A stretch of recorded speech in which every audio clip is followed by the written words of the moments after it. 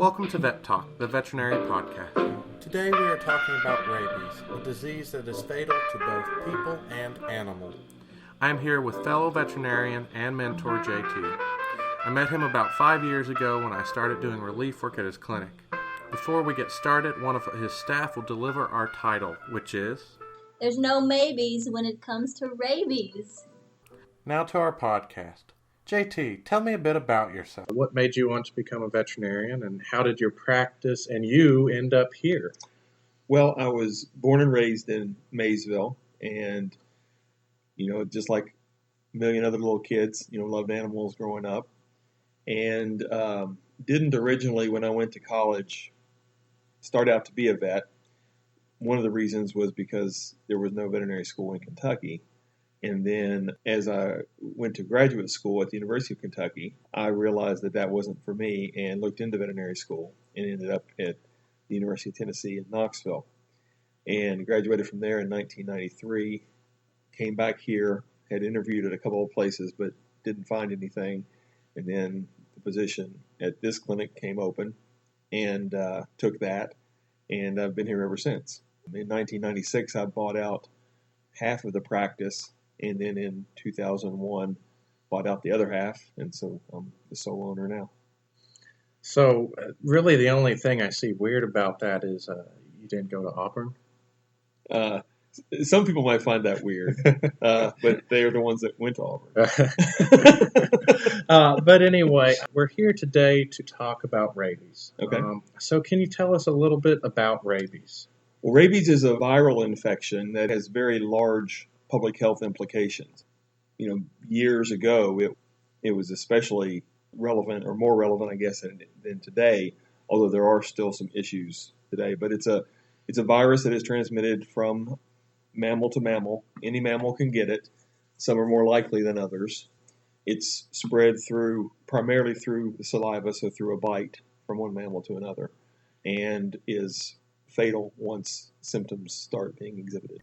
Rabies is actually a young virus. The older viruses don't kill their host because killing the host is not a good way for a virus to survive, to pass itself on. Older viruses keep a host alive longer to pass on the disease. However, age for a virus is on a different scale than people normally think of with age. Can you give us an idea of how old this young virus is? The first reference of rabies was made in about 2300 BC in the Mosaic Esmuna Code of Babylon. So it seems like a very old disease. It is a very old disease, yes. But really, in the lifetime of viruses, is it old or young? It would be young, Okay. Yes, absolutely. If you were advising a client and that client asked, what would you see with rabies in an animal? What would you tell them to look for? Rabies is a neurological disease. And there are basically two forms, the typical mad form and then the dumb form. Both are just as dangerous as the other. But you would see, in the case of a domestic animal, sometimes, the typical drooling, excessive salivation, or even the dumb form where they're just kind of staggering around. Those would be things you would look at as far as dogs. Wild animal-wise, any wild animal that does not appear to be afraid of you in the daylight, especially in this area anyway, skunks, then you need to be very wary. So is every wild animal that you see with a neurologic sign a rabid animal? No, not necessarily, and chances are it's not. There are any number of other diseases that will cause neurologic issues in wild animals, just as in people or domesticated animals. But rabies is something you just don't want to mess with. So treat it like it's a rabid animal. Absolutely, yes. Gosh. How important is rabies to pets then? One of the bigger, I don't want to say reservoirs, but one of the bigger threats to the human population would be through dogs. Because dogs are going to, especially if they run free, they are going to be more likely to catch it, to get bitten by a rabid wild animal, and perhaps the owner wouldn't even know it. So it's extremely important as a link between rabies and the public health, and that's why it's so important to vaccinate your pets. We don't see a lot of rabid animals around, but is it a vaccine important to the pets in preventing the disease, and then is it still something that we see in humans? Yes, There was a case in Fleming County, I believe it was in 2012, where a young girl died from rabies. And the AVMA puts out a report every year, and there are always, I don't know, probably a Northern Hemisphere report or a North American report, and it'll every once in a while have human exposure. But yeah, back to the vaccines, it's extremely important because that's going to be, if the dog or cat is the big link between rabies and humans, the biggest chance of us getting it would be a rabid pet, then vaccinations are of the utmost importance because it will prevent them from getting rabid. Rabies is typically regulated by state law. Every state is unique, so listeners will have to check their local rabies laws. But for those in Kentucky, a 1-year and a 3-year vaccine is recognized. We initially give a 1-year vaccine around 4 months of age and then move to a 3-year vaccine in dogs and cats. For horses, I recommend yearly vaccines because we don't have the data to claim the protection or the length of protection that we do in dogs and cats. As you said, all mammals can get rabies, so I also push for production animals that will be on a farm long term, like a breeding bull, to be vaccinated annually as well. I recommend this because it is another step of protection for people, because often their farm animals are closer to rabid animals than their dogs and cats. The risk with farm animals is people, and sometimes veterinarians, don't always think of rabies when these animals show neurologic signs, and they may not take proper precautions and can be exposed to the disease. So I always keep rabies on the top of my list of diseases with animals showing neurologic signs, and I vaccinate animals for one more level of protection between wild animals with rabies and people.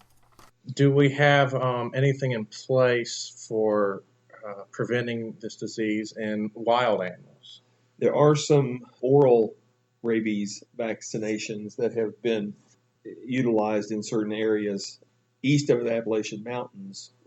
The big raccoons are the big carrier, whereas in Kentucky, I've never seen a case of raccoon rabies. Again, it's skunks. But the four reservoirs in the United States anyway are skunks, bats, foxes, and raccoons. So I know there are some oral vaccines that have been utilized for raccoons.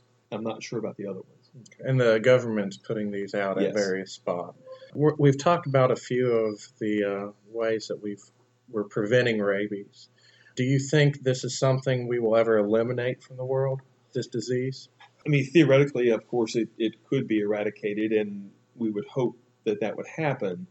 But I think realistically, there probably always will be pockets in the wild animal population that will prevent that from ever happening. How do bats play in as a reservoir for rabies? Bats are particular because the spread is still through a bite, but the bat bite can be so superficial that if you had, for instance, an infant or on the other end of the spectrum, an older individual that's asleep in a room, the bat could potentially bite them and they may not even know it. So the old saying is that if you find a bat in a room with a baby or an old person, you should try to capture it and have it tested for rabies. So that's, if you get bitten by a dog or a skunk or a raccoon, you're going to know it. But the bats, on the other hand, pose a little bit more of a problem. And are they the way that rabies transmits over some of these lines that we've created, like in the mountains? Yeah, because of their ability to fly. Yeah. Now, are bats a menace to society or just to supervillains in Gotham City? They're actually helpful to society.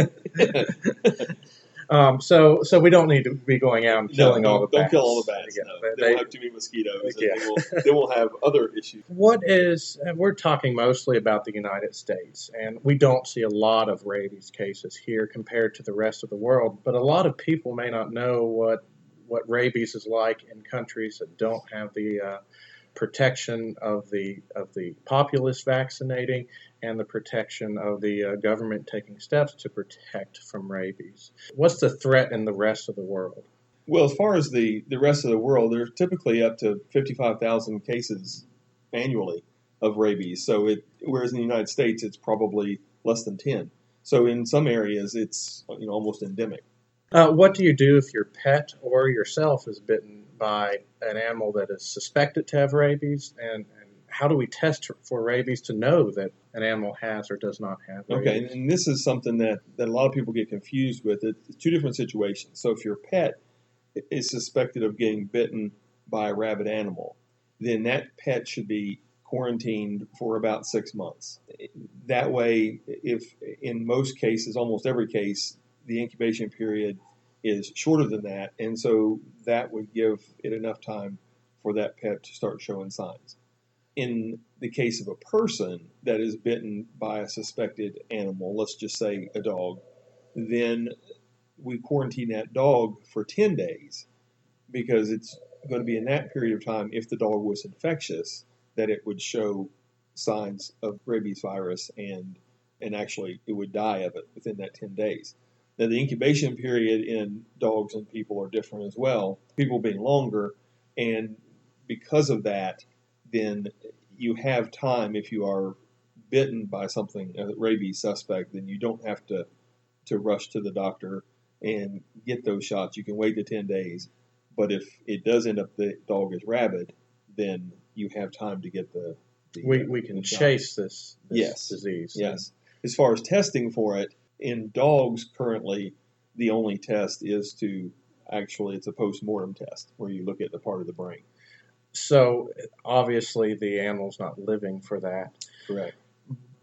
Do the vaccinations give us a little more protection from preventing animals from being euthanized in a bite case? Yeah, absolutely. A few years ago, well, probably a dozen now, I had a discussion with the state epidemiologist, and he said as of that time, there had been no cases in the United States of a dog who had had 2 rabies vaccinations in its life ever come down with rabies, even with known exposure, which of course indicates that one vaccine, evidently at one point some dog had come down with it after 1 vaccination. So 2 vaccinations, obviously, or more, is very, very protective. Have you ever seen a case of rabies? I have not. I've had several suspects. We've sent several away.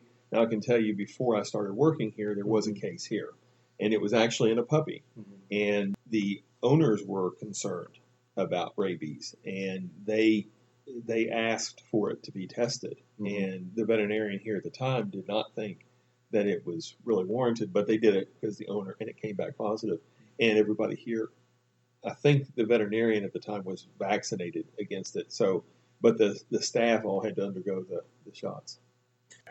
I actually was able to see a case of rabies in school. It was actually not me who saw it, but I was in the room with it. It was on another rotation. We happened to share the ward, and one of my friends worked with that animal, and it turned out to be a rabid dog.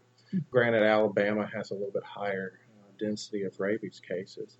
Everyone who came in contact with that dog, as veterinarians, we get rabies vaccinations because of the hazard of working with such animals. So their vaccines were boosted and they were tested. The dog was quarantined, and thankfully no one but the dog had rabies. So that worked out really well for everyone involved except the dog, but no human. Right. No humans were hurt. And that's one of the biggest things that, as a veterinarian, we're looking out for the humans with the vaccination and rabies, because that's one of those diseases that can go from animals to humans. Do you have any closing comments? Anything else about rabies? Just one thing it's in Kentucky anyway, it's state law that dogs and cats be vaccinated for rabies. And, we certainly encourage that. Another interesting tidbit about rabies is that just because you're bit by a rabid animal doesn't necessarily mean you're going to get rabies. It depends on a lot of factors, how many virus particles in the saliva, where you got bit, that sort of thing. Because the rabies travels up the nerves into the spinal cord, into the brain. The farther away from the brain it is, the longer the incubation. So if you get bitten in the face, then the chances of you actually contracting are going to be higher. Versus, your big toe. Gotcha.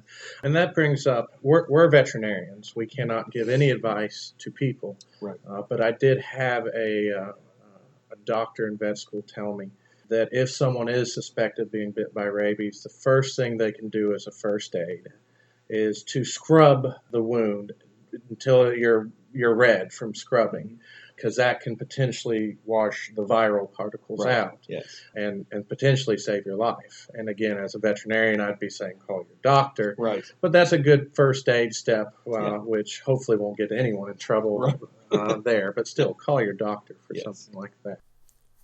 Well, thank you for listening, and thank you, JT, for joining us.